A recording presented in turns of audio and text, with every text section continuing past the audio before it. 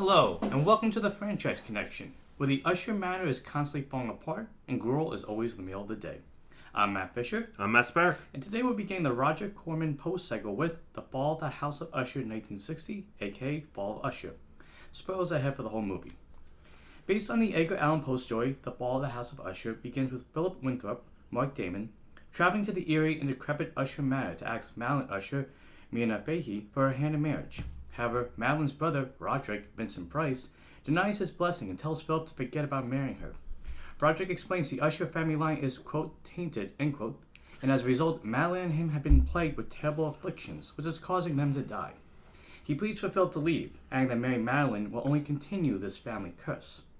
Yet, Philip is determined to be with Madeline and says he'll stay at the Usher Manor. Philip tries to convince Madeline to leave this place, and despite truly loving him, she just can't ignore her depressing and morbid thoughts. Roderick has convinced Madeline this is her life, and there's nothing she can do to change it. As Philip continues to reside with the Ushers, he learns more about this family's nefarious history, and the curse that's tormented them. But he remains skeptical. He believes Roderick is consumed with mad delusions, and fights to save Madeline from the same fate. However, the more Philip tries to interfere with Roderick's agenda, the more Roderick and the house itself seems to push back. While the House of Usher keeps crumbling around Philip, Madeline, and Roderick, the evil that exists within these walls rises to the surface, and brings about a tragedy that will change all their lives forever. Alright, Matt, so we're beginning the Roger Corman Poe Cycle with The Fall of the House of Usher. What were your thoughts about it? Well, my first thought was, everyone keeps saying movies don't know how to adapt source material. This did a very good job of not only adapting, but expanding the source material. Okay. It gave... Like, Madeline is in the book, but she's barely a character. Well, say that you read the book. I read the story. Okay.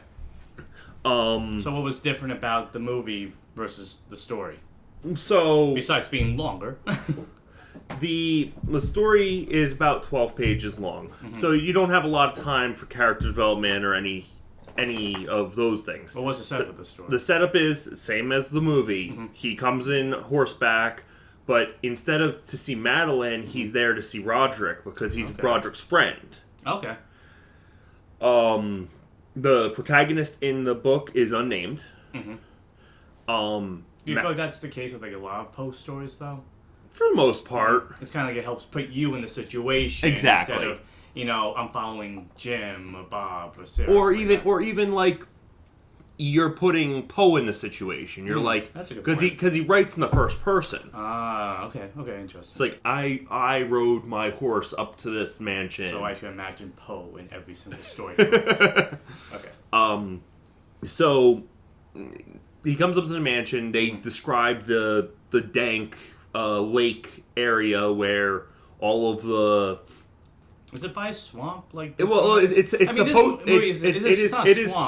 called the lake. Okay. But it's and Tarn at the end of the book or at the end of the movie where it says it went into the Tarn. That's just another word for lake. Okay. All right. The setup is the same. He's going there, but he's going there for like 7 days. Okay. Roderick is telling him, "Oh, my senses are going insane. I can't leave this place because my taste buds are too... I taste too much. I hear too much." So it's kind of like as a movie, because in the movie, like, Roger is very sensitive to, like, everything. Exactly. It's almost... We'll get into it talking more than the movie, but, like, would you say he's a hypochondriac, or just that, like, he's been so warped by his own, like, thoughts over and over again? I mean... I don't think it's very clear, and Poe doesn't make it clear. He's like, this is a curse on my family. Mm-hmm. Everyone in my family has died of this disease. Mm-hmm. Well, in the movie, like, it's not as much of a disease as it's symptoms and like things, but like you're saying, the book is like he has an actual disease. Well, it's more of a curse or a disease of the mind almost. Okay. The main character sees Madeline and the servant. The servant's also unnamed in the movie. They give him a name. Madeline is much less of a character in the book. So there's no sort of romance between these two. They basically mention how beautiful she is, and then she dies, and they bury, or she quote unquote dies. They bury her, and it turns out she wasn't actually dead. She escapes and attacks Roderick. Both of them die then, and the house collapses into the lake. It falls. Yeah. Yes. So the plot of the movie, the plot of the story is in the movie. You could say that Corman, and which this surprised me, one of my favorite authors, Richard Matheson, who not only wrote some of my favorite books, but also wrote some stellar TV too. That the two of them kind of created the foundation for this film adaptation. Right. That they go, okay, so we got a story. We have this guy who's worried that he's been cursed with a generations-long plague. It's affecting him finally, but there could be a little bit more. Why don't we change this and that? So, okay, so in a way, I think it's kind of like they built upon the House of Usher, that what Poe did. They kind of added extensions to it. Exactly. Yeah. That's pretty interesting. I'm going to have to go back and read that. I want to go into this, and for a lot of reviews that we're going to do going forward, Matt's going to be the book guy, I'm going to be the movie guy, unless whenever we get to the Dark Tower movie, then I'll definitely be able to compare that. But yeah, so you mentioned the book. What were your initial thoughts on the movie? My initial thoughts, before even rereading the book, was that I remembered a lot. As the movie went on, I was remembering a lot of the book. And I was like, oh, that seems like that's almost a direct quote or a direct reference. But other than that, I was noticing just the first of all, the music was hauntingly beautiful.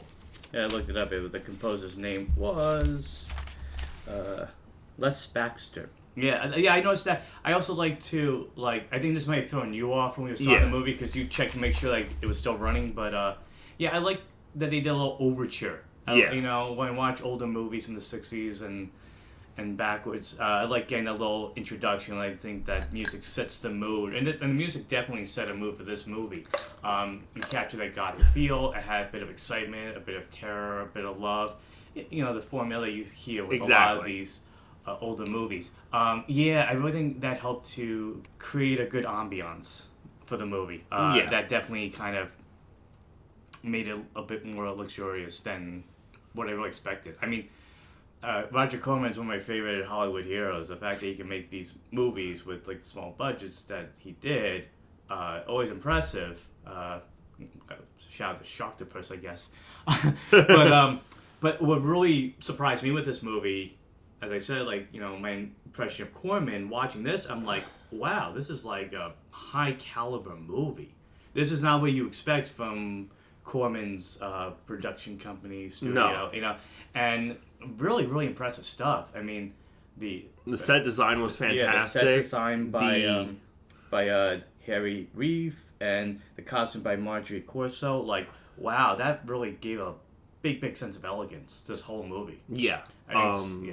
Another thing I noticed was the way it was shot. It was almost like a play. Yeah, I thought about that too, because as I'm watching it, I'm like, they introduced the actors in the beginning of the movie, Vincent Price, Mark Damon, and I'm like, okay, you see that, you're like, oh, those are the feature players. I'm sure there's going to be more people in the movie. No, this movie is 4 actors the whole time, and they do such a good job interacting with each other, playing off each other, creating very either antagonistic bonds, or, with the case of Philip and Madeline, a romantic bond. The 4 of them, really solid cast. Yeah. You gotta care about them throughout the whole movie, and you do, whether you like them or you hate them at times. Exactly. And he really captured just what makes Poe stories so good. That gothic feel, and you don't necessarily like the main characters. You don't have to like them. There's something always kind of faulty. Exactly. And a little bit, I don't want to, fully stamp evil, but there's a sense of evil into the stories. Exactly. Whether it's intentional or not. Mm-hmm. Sometimes it is telltale hard. I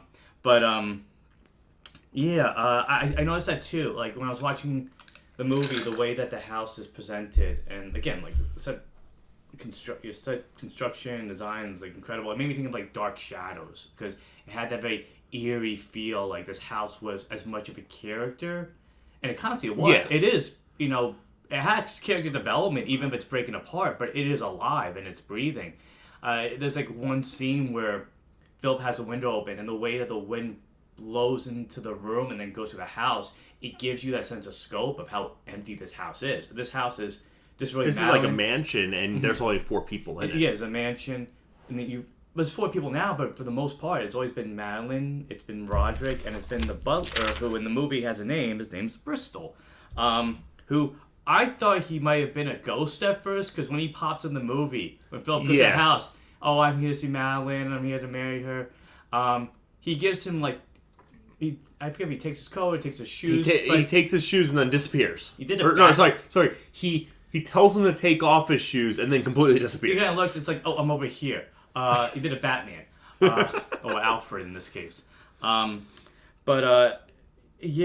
just really like the setup that Corman did. Like, you see Philip approach the house, and you already get the sense that like there's death and dread all around him. Things are dead. The trees are barren. The ground is, filthy. There's smoke going around, and like when he gets to the house, it's almost like an illusion. Like it looks pretty. It looks like things are kept up, but really, like he sees the house starting to crumble, and even at times, like the butler said, he feels the house shake. He goes, "It's just a house selling. Don't worry about it." Almost like they're kind of ignoring the real problem that's existing. Yeah. Within the last 2 members of this bloodline. Well, I think it's at this point they just don't care because they know they're destined to die, and they want the line to end. Yeah. However, I think that's more Roderick that feels that way more than Madeline.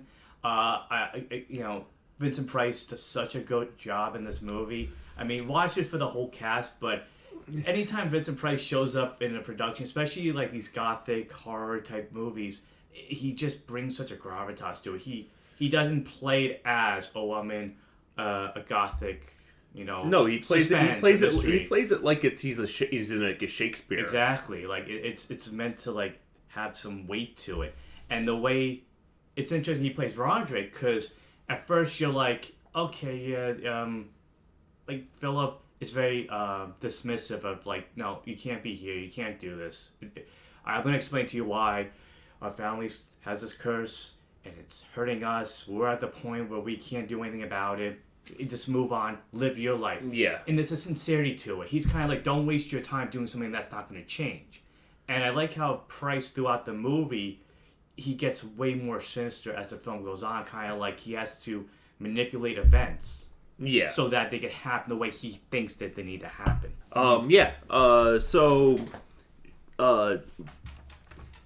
Another thing I noticed was, another reference to the book is the paintings that Roderick makes. Yeah, they were really good. I forgot to write down the name of the painter. It was in the credit.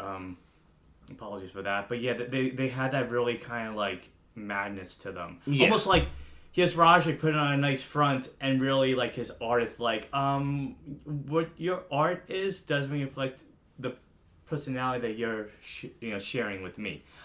Even when he plays the lute in the movie, even when he plays the lute, it's like sounds like it's off key. It's not really like tuned in well. Yeah, almost like he's slowly going crazy. Yeah, and that was one thing I noticed is like you can tell as the movie goes on, he's losing it more and more. Mm-hmm. I think that the case of that is that you were saying like how the two of them think that they're destined to die.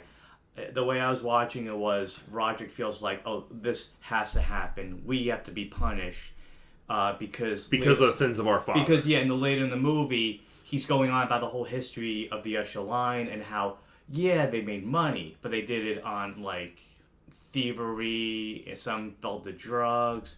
One of them was a slave trader. Like, the wealth was built on the back of misery, and now it's coming back to, haunt them extensively. I think Roderick is just set in this. It's almost like there needs to be a balance, and the balance is that we have to die, so be it. However, Madeline is really controlled by Roderick. He tells her what to do, where to go. And Philip is the guy in the middle, kind of going like, he's seeing this from an outside perspective, going like, he's just telling you what to do. Because we find out that Madeline had gone to Boston. Yeah. And that Philip's like, hey, when you were in Boston, you were great. You were fun. You had life to you. And here, you're miserable. You're ready to die.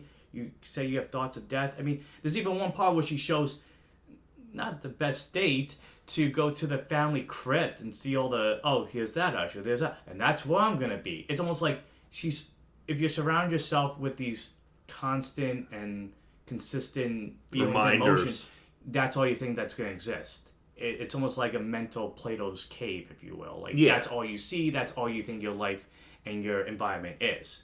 So, and then Philip is kind of like, he's doing what he can. I mean, he really does. And the fact that he stays there, I think that almost probably what sets off Roderick. It's like, this is going to ruin everything.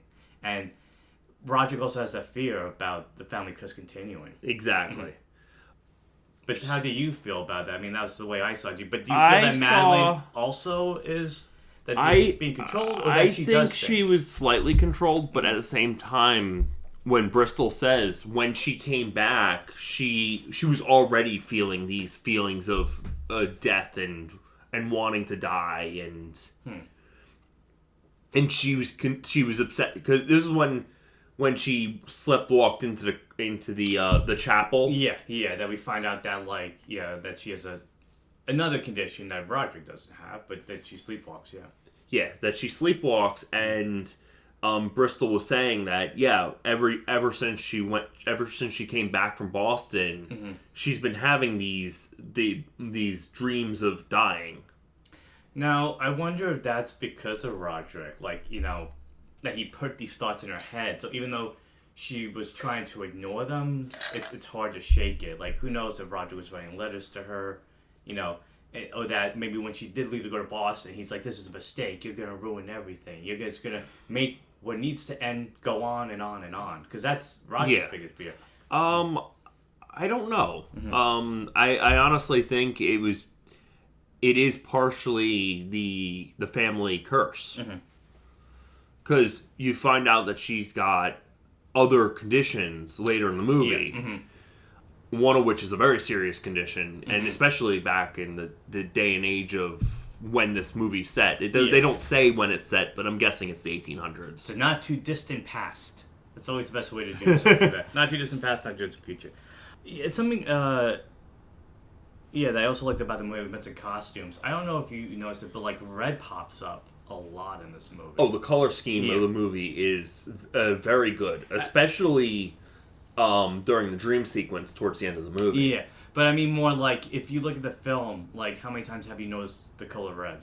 The red is there a lot. Well, the inside of the mansion is all the walls are painted red. Yeah. The paintings are red and black. Yeah, it's all over. I also know with Roderick, he wears a red coat. Yeah. And something I was thinking about too with that is, I don't know, I like to say I read too deeply into these movies, but maybe I am, maybe I'm not. But that, if you could say that red coat's almost like his bloodline, I'm trapped in it. I'm wearing it on me all the time. I can't take it off. I mean, he does later on, but when you look at that, it's almost like the red's like the skin and muscle, and then underneath is black and white, almost like a skeleton. Yeah. This is my life. This is who I am. I can't take it off. I can't get rid of it. And when you look outside the mansion, it's all black. It's again, the whole idea of the environment being the thing that you're stuck in and just can't shake those feelings. I mentioned how I felt about Vincent Price and with the other actors. I thought the whole cast was really good. I thought Damon was solid as Philip. He really kind of was that skeptical middleman perspective. So, speaking of Damon, he is the cousin of Danny Elfman. Oh, neat. That was just something weird I found. I was I was trying to figure out who he was. I was like, oh, he's the cousin of... You thought he was related to Matt Damon. Yeah, I did. I actually did. And I was like, you know what, I'm going to look it up and say...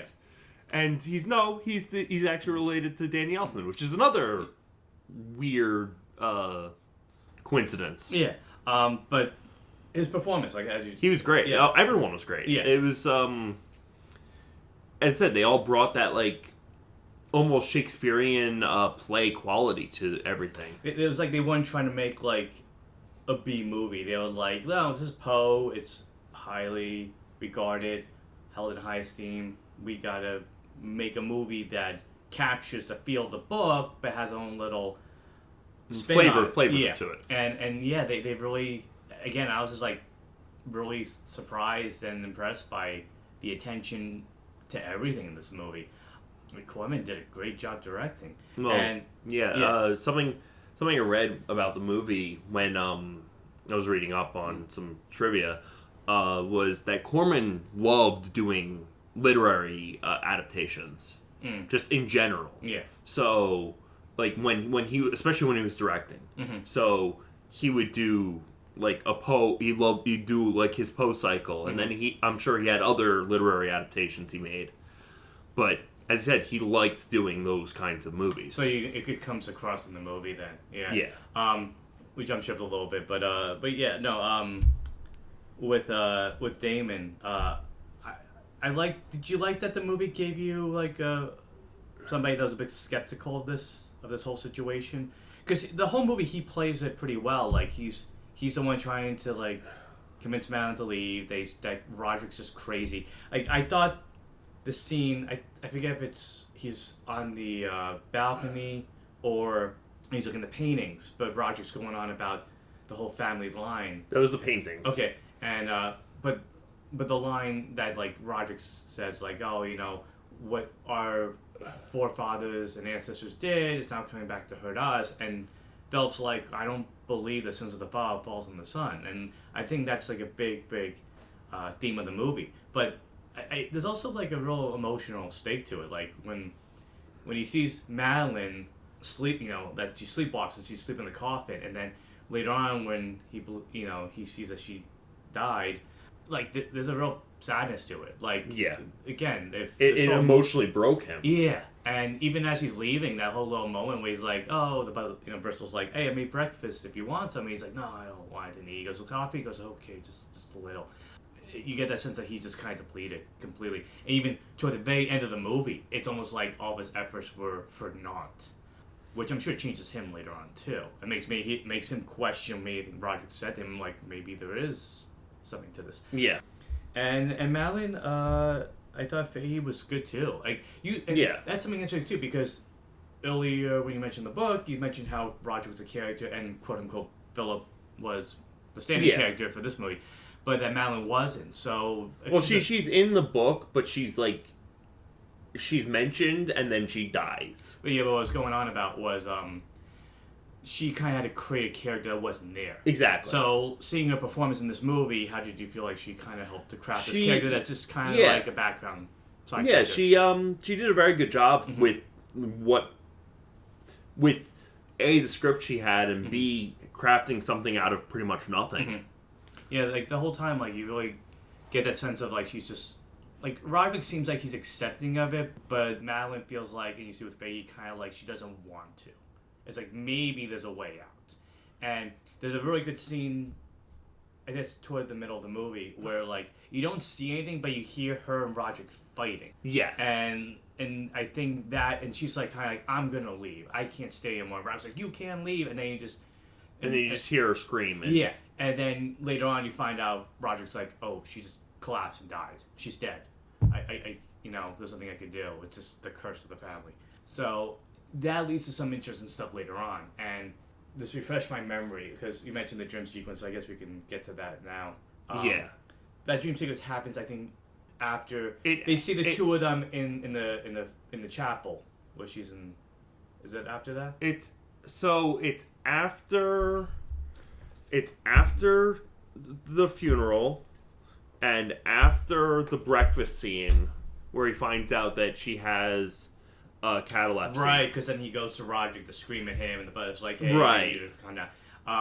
And then after he screams at Roderick, they tell him to calm down and take a nap. And during that he starts dreaming. Yeah, that's also a really good scene too. Before I guess you say something dream, like there's a scene where you kind of see more the manipulation and controlling nature of Roderick, because they're in the chapel and Madeline's body's laying in the coffin, and Philip's head is down. He's distraught, and you see her hands start to move, and that was I love how Corman composed that scene, because it's just like, so there's three things happening. It's like the hands moving, you see Roderick's reaction, like, oh, my plan's gonna be ruined, and you see Philip just completely ignoring what's happening, and in the way that Roger goes up and slams the coffin, because even Price's face is he sells that scene so well, where he's like, I gotta do something about this.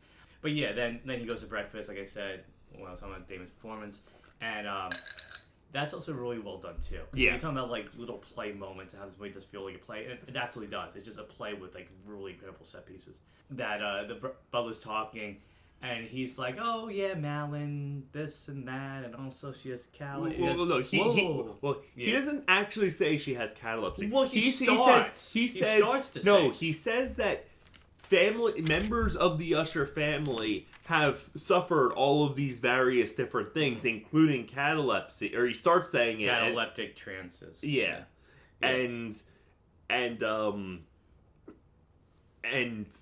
Philip was like, "Wait, people, that's a big thing." The moment he started to say, he's like, "Wait a second, so she might not be dead," and then he runs out of the coffin, and he has this shining moment. Yeah, he grabs an axe. He just doesn't say, "Here's Johnny." Yeah, he there's also a huge lock. Roger was really, I mean, slightly comical, but maybe that was the thing back in that era. And then he goes, the coffin's empty, and then he runs to Roderick, and he's just and that was a really good moment between Price and Damon, because Damon is screaming and angry and frustrated that this is all a lie, and Price is kind of so weak and vulnerable. He's like, "Don't touch me, you're hurting me. This is too loud. Leave." But you kind of see it's almost I don't know. Do you think that was an act he was putting on? I don't think it was an act so much. He did say that he's like, Madeline is, yeah, I did move the body, but Madeline is now dead. Yeah, but I mean the act that he was I'm sure he was he mentioned he's very sensitive to a lot of things, that he was just kind of exaggerating it. Do you feel like? Maybe a little bit, but I don't think it was. I think he was. The sounds were driving him mad. Because he did say he could hear the rats through the walls. Yeah, I thought the telltale hard in that scene, where he's I can hear things all around me. I mean, nice, maybe a subtle nod to that. Who knows?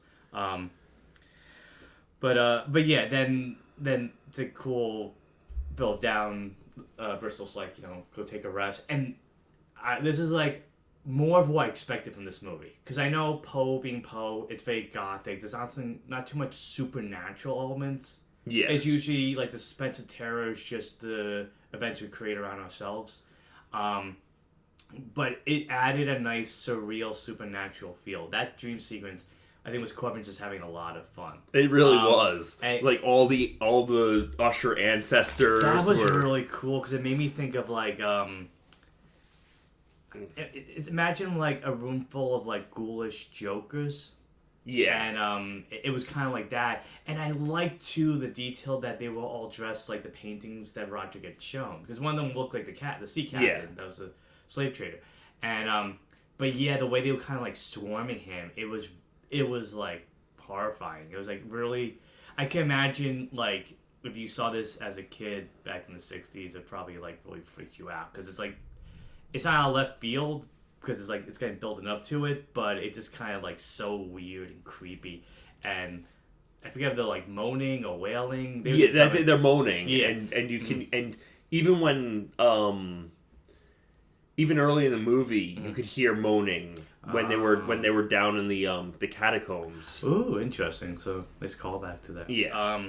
I also like too, like as Philip, it's almost like Philip is like descending into madness. Yeah. That he's walking down the staircase, and I like that there's like smoke around him as he's walking on it, and it looks like an ocean. So Sea of Madness, maybe, I don't know. Yeah. But the smoke made it seem like he was kind of drifting along in some weird dimension.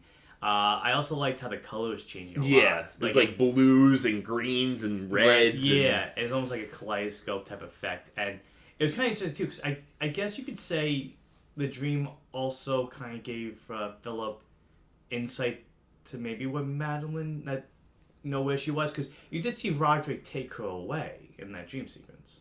Yeah. So I don't know, maybe it's just kind of just putting stuff together. But yeah, that whole scene was like really cool. Like it definitely feels like if you were to watch this on Halloween, that the film itself would be like, oh, this is a good Halloween movie. That scene's like, okay, it definitely feels like, put that in a horror category. Yeah, that was a cool scene. And then Philip wakes up and he confronts Roderick yet again. Yeah. And Roderick's like going insane because he's hearing this. He's asking her. Philip is asking him, "Is she actually dead?" Mm-hmm. And he's like, "Yeah, yes." And then she's like, "No, I'm hearing her right now." And then you discover that he put her in like a secret room. Yeah. And that was cool because like early in the film, like you see her hand come out of the coffin while it's chained up. Yeah. And like she's trying to escape, and so then when he finally goes to that coffin, it's open, empty, and there's blood on the, and there's a trail of blood that Philip's following, and I thought that was also a cool scene too because like it kind of introduces like the secret passageways in this house, which this house is old. It was built over time in a lot of different eras.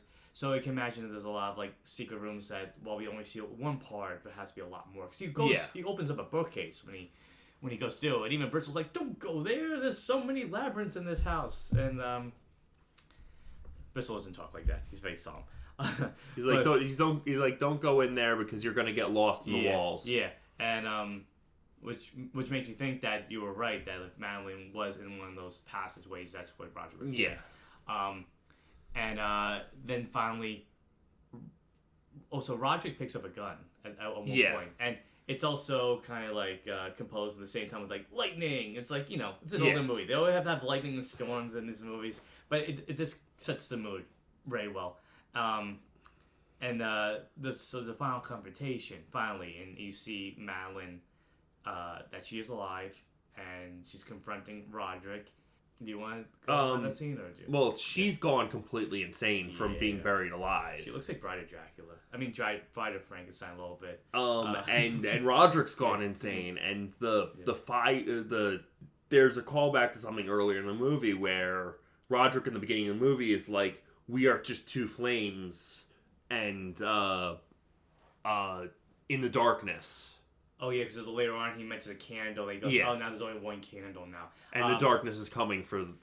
I also thought it was a callback to early in the movie when Philip comes to the house, and he's meeting Roderick, and they stand by the fireplace, and you see, so the fire start to come out, and it's like, oh, you should really get a gate for this fireplace so it doesn't, spread around the house, which is what happens, It's almost like a precursor of like, oh, like this is how the destruction is going to be. So like I guess fire is a bit of a motif in this movie too. So this is I like this end because Fahey's like going full on crazy. Like she's like there's like moments when Corman puts the camera right on her eyes and you're like, she's lost. She's not even there anymore. Who could blame her? No, I wouldn't blame her either. She was buried alive. She was buried alive by her brother. Not once, but twice. To prove a point. Yeah. That may or may not be true. And so, like, she's just nuts. She's screaming. I also like this one moment, like, she's holding her hands up as lightning and thunder's behind her. And they're all bloody. And the blood is coming down. I thought that was a nice, just extra little detail. And then finally she goes up to Roderick, and she's just, like, choking him, like, trying to really kill him. Yeah.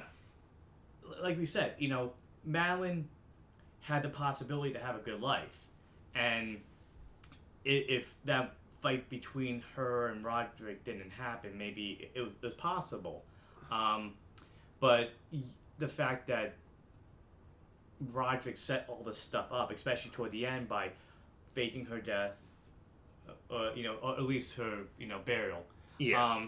So that she could come back mad and crazy. I mean, does it feel Poe-esque to you that It's very self-fulfilling, Mm-hmm. which is very much a Poe thing. Mm-hmm. Oh, that like a self-fulfilling prophecy at times. Well, it's so the villains in Poe things tend to either bury people alive or bury dead bodies, and they almost always come back to haunt the character who did. Like literally, they come back, or is like sometimes the spirit of the spirit or the idea of it always comes something always comes back and haunts. Mm-hmm. So it really does kind of capture Poe in every single aspect, exactly, and then some. But yeah, that final moment between the two of them, it's extreme. I don't mean like extreme, but it's just like it's like, oh, here these are the last two Ushers, and they're just destroying themselves. Exactly. Roderick made Madeline go crazy, and Madeline's killing Roderick now. And as that's happening, the whole house is burning around them. Like, it literally is falling. Like, so the title, like, it lives up to the title. That, the fall of Usher is not just the house, but also this entire family and everything that they were mulling over. So, as I said earlier, Mm-hmm. with the book as being an adaptation, when they put at the end of the movie, when they put the what happened to the house as you see it sinking into the lake, that's almost straight from the book, that word for word, that those what they put on the screen. It had Poe underneath it, so I assumed as much that it was a direct quote from it. But something I was thinking too is that, so as you get why Roderick and Madeline die, it's just a matter of time. And nothing was really ever going to change it, no matter how much Philip tried. And I like to believe that there was that chance that if you take somebody out of a bad environment, maybe things could be better. It's like nurture versus nature situation. Bristol dies too. Yeah. Well, he said earlier in the movie that what was it? That he was a butler for 60 years. That first of all, he's the butler for 60 years and multiple generations of Ushers, and that when the house goes, he goes. So it's interesting that you say that, because as I was watching, I'm like, did he deserve that? Like, yeah, he was the caretaker for this family, but he wasn't this family. But I guess you could make a point. The idea was that he was like a member of the family. But you think that makes him implicit in the family's debauchery? I don't think it makes him complicit. I think it's just he's like the captain of a ship. He's gonna go down with the ship. He has the mutton chops for it too. That's a good point. I guess too. It's almost like you said, what would he do if he were to get out? Anyways? Exactly. He goes, if this is my life, it's nothing outside this house. So it makes you wonder, like, I guess in a way maybe he was trying to stop them, but maybe he was just like, this is what I'm meant to be. Like, this was his destiny, the way that the destiny of this curse was the Usher's destiny. I also like how throughout the movie, like, they mentioned the house is shaking. I thought that had something cool too, because many times, like I said in my intro, that it was almost like the house itself is trying to push Philip out of the house. Yeah. And you think more about it. As I was thinking more about it, I'm like, oh, it's not that it's anything supernatural, though it could be. It's more a case of like, this house is just falling apart. The house falling apart. So if you're in the wrong spot, you could get killed. Like, in like one of the first scenes of the movie, like Philip almost gets killed by a chandelier. Yeah. And then later on, like, a coffin almost falls on him. There's a part where he sees the railings falling apart, and like he could have fallen from the second story, which is a pretty big fall if he did. So I like the idea that like it gives you a spooky feeling that something's doing to this house, that it's the curse of the Ushers. But as you think more about it, you're like, oh, is this because the house is slowly, bit by bit, brick by brick, falling to the point at the end where the fire doesn't help keep this gradual. It just full out destroys it. Yeah. So I thought the destruction of the house was like really interesting too. Like it was tragic and it was action packed. Not like super action packed, but Yeah. it kind of built up the tension of the scene. For Exactly. Sure. Mm-hmm. Yeah, the destruction of the house. You could tell why the fire consumed the entire house. It's just such an old house. It was already in its last throes. Yeah, it was almost. And they didn't want to do anything to. Roderick was like, "I'm not doing anything to fix it. I'm dying." It's like, hey, we could renovate this for you. No thanks. Family curse is gonna kill me. So bye. Like he was. Very dismissive. Yeah, he was very sound. Just like, this is what we have to be, and it almost makes you think too, because like the movie keeps talking about like as a curse, and it's almost like, would you say maybe what they did have was a genetic ailment or it might have a been disease? It seemed very much like that because like catalepsy and all that stuff. It might not be genetic, but it's not like a common ailment. Yeah, but it's almost like the idea of like this was an era where if something was wrong, it was because of something else. I mean, like medicine wasn't at that point. Was like, no, it's not that. It's because of this. I mean, it's 1800s, so there is like medicine, but it's not like 20th century medicine. Yeah. I guess it's also a sense of guilt. I don't know if Roderick seems like a character that feels guilty for what his family did to, and It might be. But I think more of it is just kind of like him just like giving up. Like, it makes you wonder too, like as you watch Price's performance, that like, oh, he painted and he played music. Like, was this somebody that did have big dreams? Madeline went to Boston for a while. Did they have big dreams? And it was just whatever was going on in their minds and their bodies, just brought them back or onto this dark path. I mean, the paintings look like they were painted by a madman. So you think he might have been going a bit I think crazy? he was going crazy before. I mean, it's hard to say. Yeah, but I guess if Madeline was in Boston too, here he is by himself with just Bristol the whole time. He has nobody else, and when you look out the house, it's smoke, dead trees, gray clouds. It's like very depressing. Yeah. So I thought it was very well done too. The final scene of the movie is Philip leaving the house as it's burning behind him. I thought that was really well shot too, because like it was like a really interesting. When you see the house, it's like a matte painting, but like the way they actually like whatever they did to actually show it burning down was like pretty like tragic. But then you just see Philip just kind of like slogging along, just leaving, almost like he's been through a lot. And now, like I said before, like it makes him wonder if like is he thinking like, oh, maybe there was something to this after all? Maybe. I mean, maybe his skepticism changed. Who knows? But I thought that nice little effect too, like you said too, at the very end, after everything's burned down, you see that little like that last piece of the house gets sunk into the lake. Yeah. That was a nice way to illustrate those final lines. Exactly. I think we only really missed one thing, which is the dinner scene when he first gets there. Yeah. After the chandelier falls, they're eating dinner, and nothing makes you hungry like a chandelier falling. Fan of the opera, no. And they're eating this bland food because none of them, their taste buds, except for Bristol and Phillips, their taste buds are so sensitive. Yeah, because as I opened up the episode, I guess we should say that. Yeah, there's it's almost like the diet they're forced to live also doesn't make things any easier. It's what was the conversation though? Remember in that? Well, when he was eating, they were eating gruel, but what was the conversation? They were talking. They were talking about why the land was so barren and everything. Oh, okay, yeah. And they didn't answer the question until later when he talks to Roderick about the family, and the family he's like, yeah, the family's cursed, and this is happening because of this. It's really a bit sad, like that they're only forced to eat like the most bland and soft food that they can, and it's just gruel, and that's all they can eat every day. For every meal. Yeah, and it just shows how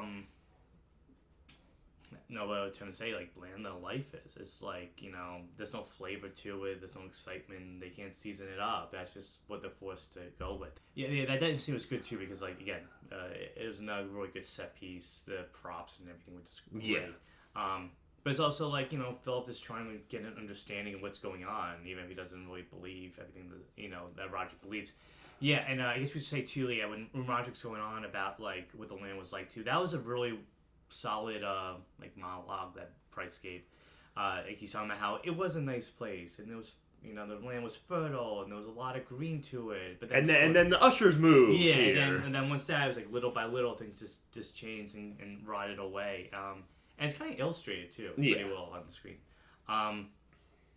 Is there anything else that we missed? Or I also thought it was funny too that in the beginning of the movie, when Philip goes in the house, I wrote my notes like everybody's so cryptic. He goes, "What's the matter? Don't worry." Blah, blah, blah, blah, blah. It's like nobody's like giving him a clear answer. He's like, "Okay, so I guess I have to find out the answers for myself." I'm going to interrogate everyone until I know what's going on. Yeah. He's a detective of sorts. Poe was the creator of the detective story. This was a solid mystery. Is there anything else that you want to talk about? Or? No, I think we're pretty good. Okay. So overall, how'd you? I mean, it sounds like you liked the movie. But what were your feelings? I loved it. It was very creepy. Very what was it? Beautifully It was a very beautifully creepy movie. A very good gothic. Exactly. It embodied everything that makes Poe and those kinds of stories so timeless. I really enjoy this more than I expected to like it, but I liked it even more. It gave me an even better impression of Roger Corman as a filmmaker, that he could strike a good balance between telling these very stylized and very rich mystery and atmospheric mysteries with these Poe, well, at least with this Poe adaptation, I'm sure with the other ones too, as well as do kind of silly, goofy sci-fi monster movies. But yeah, I thought this was a really, it's almost like you said, like a cinematic play. Like, it's good acting from all of them. Always a stellar performance from Vincent Price. The set design, the costumes, everything put you in the mood and the mindset of what you needed to be thinking as watching this movie. It kept me really interested the whole time, going like, what's going to happen next? And also questions of like, is this really happening? Is it not? How much is in the mind of these individuals? What isn't? And you read more Poe than me, but like it really captured that gothic mood that he always said with his stories. He actually has a few like straight up supernatural ghost stories too. Yeah, but like they're not like his bread and butter. His bread and butter is like those like thrillers almost, with people. Yeah, the most I guess adaptation I saw was the Netflix adaptation, right? The House of Usher, which really used. When I was watching this movie, I had that in my head, forgetting that show was more of a love letter to all Poe stories. But the whole concept of like this family suffering tragedy after tragedy was there, and even the bookend of the show where Roderick's talking, the framing device, and his business partner. Like it was kind of cool to see that what the original version of that was, and how Flanagan and his show kind of broadened it to something different. But this I enjoyed this a lot. I'm looking forward to the next Corman Poe adaptation to see how that quality either changes, continues, what he brings to different stories that Poe tells. There's one, I forget what the title was, that, again, Price is in it, that I actually have down as on my to watch list. I think it's like the last one in the series. Lemuria or something like that. Which one? Lemuria? Oh my! When we get to it, I'll get the right title. Really, really good stuff. So I'm gonna plug the socials. Okay. We are at the _franchise_connection at Instagram. And the Franch, FRANCH, CONN pod at X. You can also email us at franchiseconnectionpodcast@gmail.com. We look forward to your comments and questions. Okay. You want to wrap up? Yeah, sure. Okay. Thank you for tuning in to our review for The Fall of the House of Usher 1960. Tune in next time when we review Corman's second Poe adaptation with The Pit and the Pendulum. Till franchise fatigue sets in, I'm Matt Fisher. I'm Matt Sparrow. For the Franchise Connection. Bye. Bye.